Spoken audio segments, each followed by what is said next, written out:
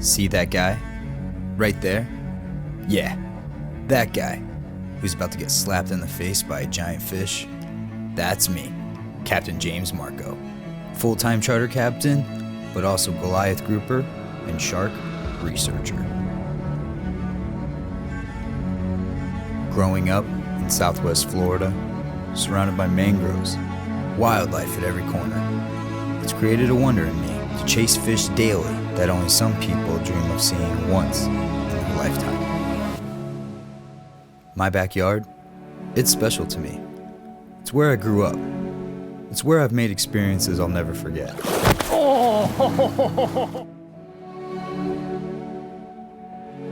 I come from humble beginnings. That's what drives me to chase new experiences.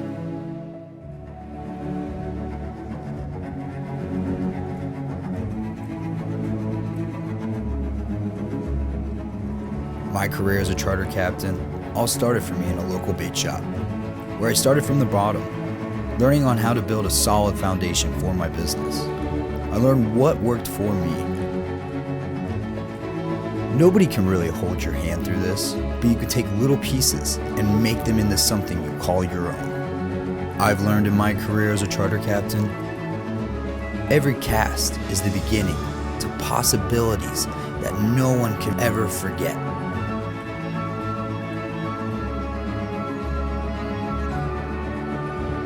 So join me on my off days from chartering to see South Florida from my point of view.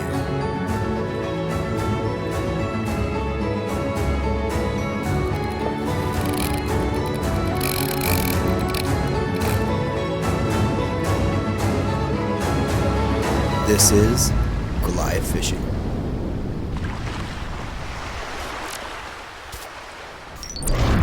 Dr. Bob Ellis and I have been working on Goliath grouper research for the past 3 years. Him and I have had the chance to surgically implant radio transmitters and physical tags in the Goliath grouper species. Nearly 20 years ago, this fish was almost extinct from overfishing and harvesting. I started at FWC in 2016. I work as a research scientist in the Marine Fisheries Biology Group up in St. Pete at the Fish and Wildlife Research Institute. There's a couple Goliath grouper projects actually going on right now. There's two that you and I are active in. One is the fin samples and another is acoustic. Right, so we have two big projects going on with Goliath grouper right now. One is collecting fin clips to do a genetic population assessment. The other is we're interested in habitat use and movement patterns of juveniles in the estuaries. So we're tagging Goliath grouper with acoustic tags, and we're listening as they move up and down the estuary, trying to determine what kind of environmental factors regulate those movements. Is it changes in salinity, changes in temperature? Are they just staying put in one place all the time? Things like that are going to help us figure out more about the life cycle of these fish. Our goal today is to collect data on this species to provide the board with scientific information. Bob and I loaded up the boat to go collect some new fin samples during the yearly fish spawn.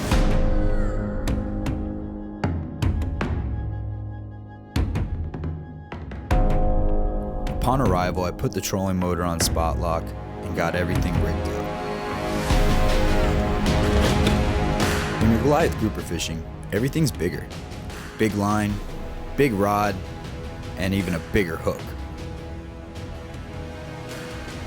I've learned in my experience dealing with this fish, bigger the bait, quicker the hookup. If these fish are down there, they'll make their presence known pretty quickly.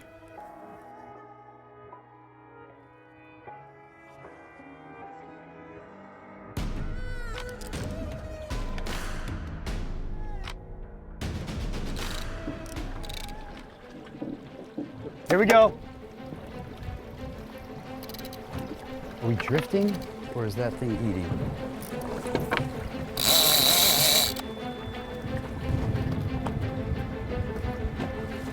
Come on, get up. He dropped it. No, he's back. That's a good one. That's a good boy.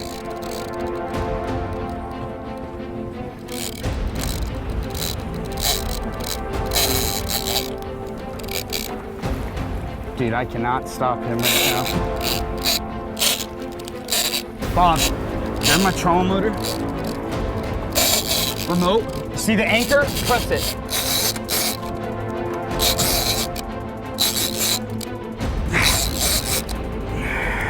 He's coming up.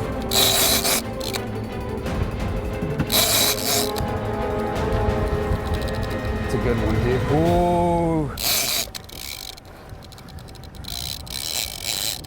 He's made another run. All right, Bob, press the trolling motor.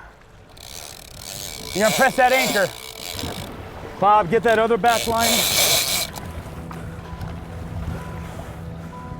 Nice male, Bob. Nice male, too. Look at that. Nice male, man. That's exactly what we're looking for right there. Look, barely hooked, too. Just got him underneath the back end.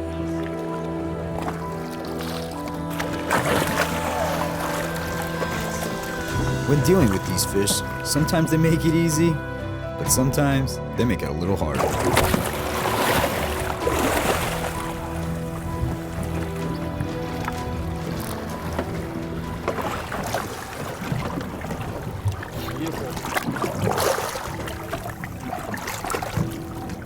Standard 131. Standard 131.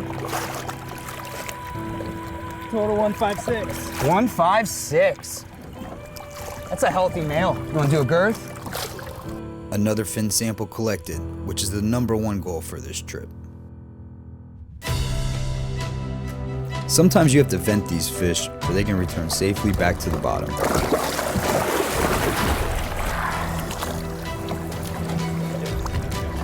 Yeah, he'll spawn for a couple nights in a row. Oh, really? Yeah. So how many, I mean, lucky man.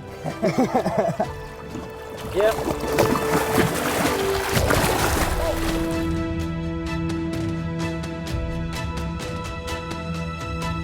Nice work, dude. Good job, man.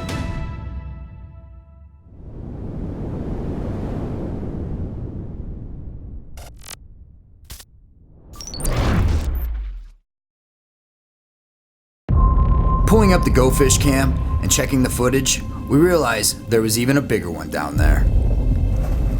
All right, let's do it again.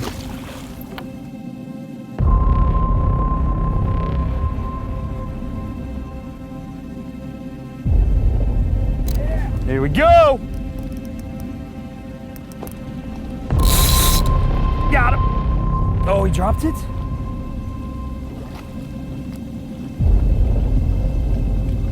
He dropped it? Bob, we're dealing with a smart one. Nope. Oh, yeah. That was a good hit. Got you! Let's go, big girl! Oh, man, this thing was... Oh, there she goes. She woke up. Oh, man. Taking me under. All right, boys. Hey, I'm going to work around you. She's taking me under. Get ready. Move.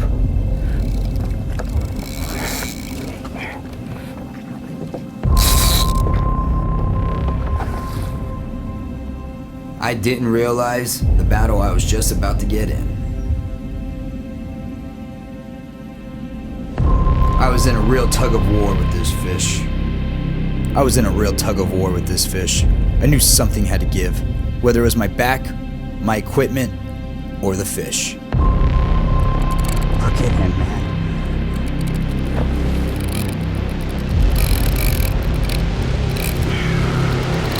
And I'm gonna snap this rod. You really think I was gonna let you see me hurt myself on my first episode? Nice try. Having this particular species next to the boat always makes me feel rewarded, especially seeing how strong the fishery's coming back. Makes me feel like we're doing our job as humans. Bob and I decided to load the boat up and head back in for some lunch. We stopped at my favorite place, Cabbage Key. I love this little island. You can only get to it by boat, and it's got a great restaurant nestled on top. It's got its own wildlife and its own little character, but most of all, it's probably heard the most fish stories in our area. Yeah, man, it was like 1 or 2 big runs. I mean, it felt like he was coming out, and then he just took me in, and I mean, next thing you know, my back's on the back of the front deck of the boat. You're a charter fish, man. get to go after a lot of stuff. There's a lot of different fish around here. What's your favorite thing? What's your favorite fish to go after? You know, man, I most definitely have a few. But, it's also just the thrill of doing it. Waking up every morning, knowing that it's going to be something different. But if I had to choose like one fish to chase for the rest of my life, probably tarpon. I mean, when we get them stacked up here in the pass for the migration, you'll see more single tarpon in a day than you'll see anywhere else year round. I mean, it's just schools of, it's my Christmas. After lunch, Bob and I headed back in. But day 2 was already on my mind. Goliath Fishing is brought to you by Ray Marine, simply superior. ACR, Safety Service. O'Neill Eyewear, where it's always summer on the inside.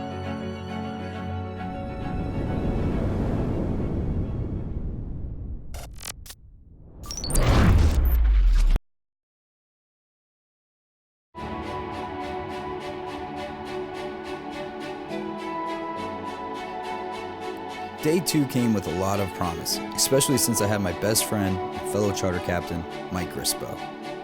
Don't mind his hair, it's a phase. We both started our charter businesses together, and Mike and I are going back out to the same spot, but this time we're going to use traditional handline. So we just got here. This is one of my favorite spots. You fished this plenty with me. Sure. And this is one of those spots that you drop a bait, and if they're eating, it ain't gonna take long. No. Not at all. So the new moon was last week. You know that because you've been fishing your tides inshore. And that new moon, especially this time of the year, is when these Goliath grouper love to spawn. So you have your chance on our coast to get into that 300 to 400 pound class, but your majority of fish right now are gonna be the 200 pounders. They're the ones that are coming out generally for their first or second spawn. I saw that. Here we go, fish on. I saw him. Oh, drop it. Okay, it's all right, let it back. Right away, I mean instant. Like we were just talking about it, instant. He was there. All right. This is all you, man. I don't want anything to do with this fish. But let me get my jacket off and get ready to help you here. Wait, I'm gonna help you. Make sure you don't get your hand all caught up in it.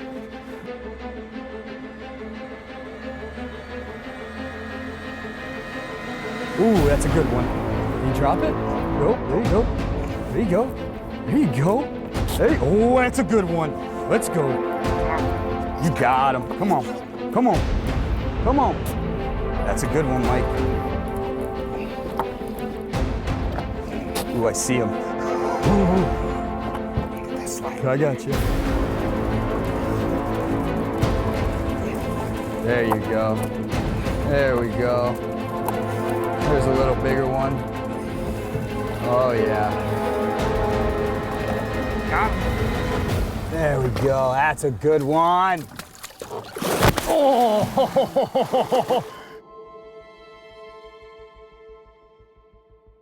That's an old fish. That is a nice sized fish, man. This thing's probably 10, 15 years old.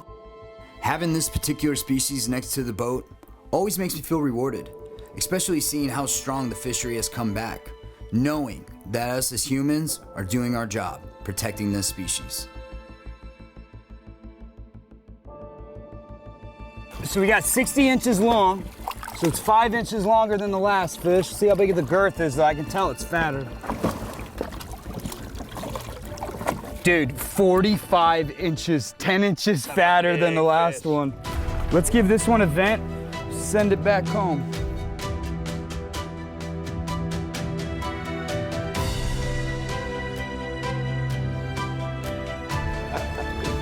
Made it happen. That was fun. I couldn't let Mike have all the fun, so I got in the mix for a new fin sample. Oh, okay.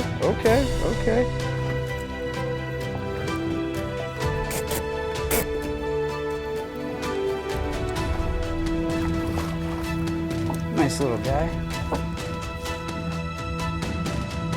Goliath Fishing is brought to you by Ray Marine, simply superior. ACR, Safety Service. O'Neill Eyewear, where it's always summer on the inside.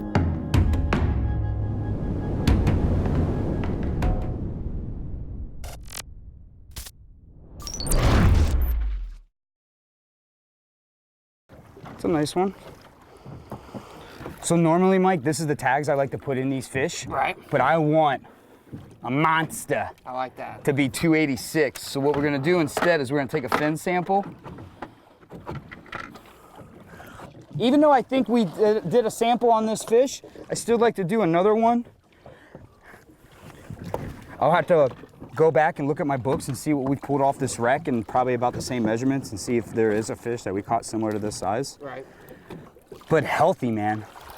So Mike, you know, it's really hard to tell the sex of these because if a grouper can change his sex really quick.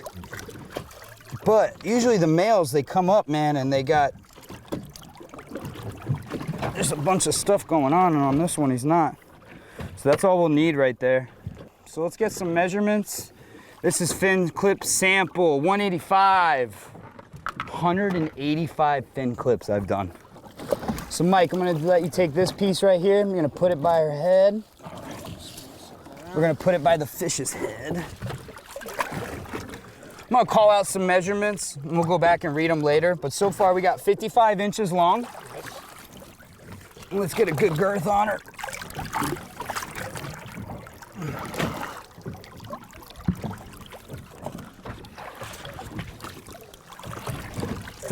$37 inches. 37 inches around. That's a big fish. That's a solid fish. That's a big fish. So right here is their air bladder actually on these bigger ones. So what we'll do is we'll get right here behind the fin and watch how loud right when we hit it. Look at all that, look at all that air coming out already. Look at the bubbles. So Mike, this fish, once it's vented, man, it's gonna be a little squirrely for a second. I told you. Right when they start getting vented, man, they get squirrely.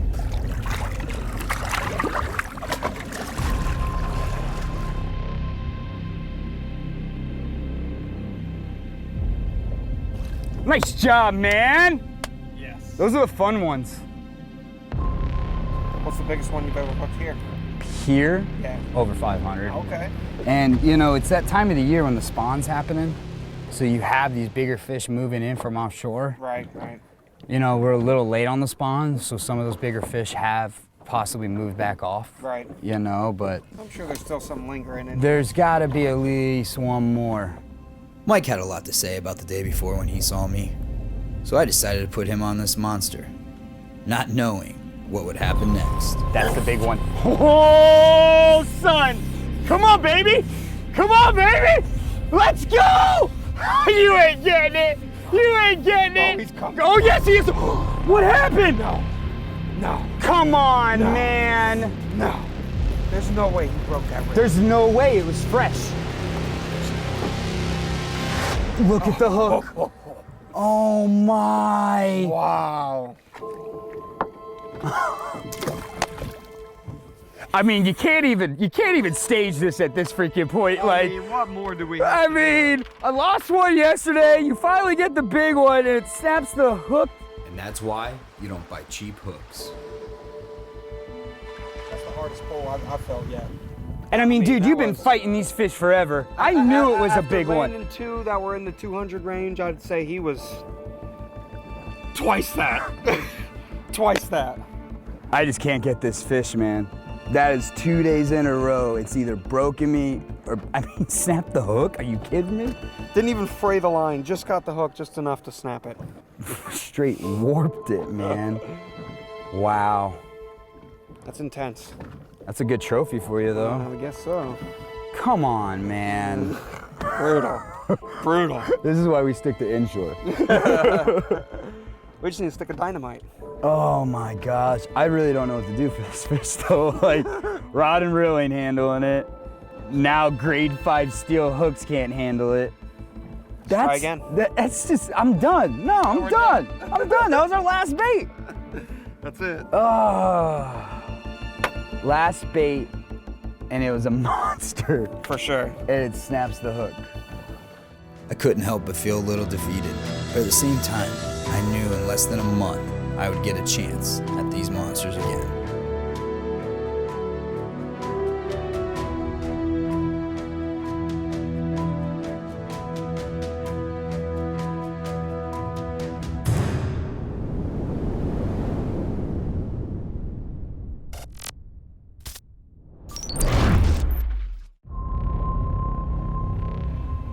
On the next episode of Goliath Fishing, I head to Jupiter to fish with some close friends of mine, and we end up diving with world record sharks.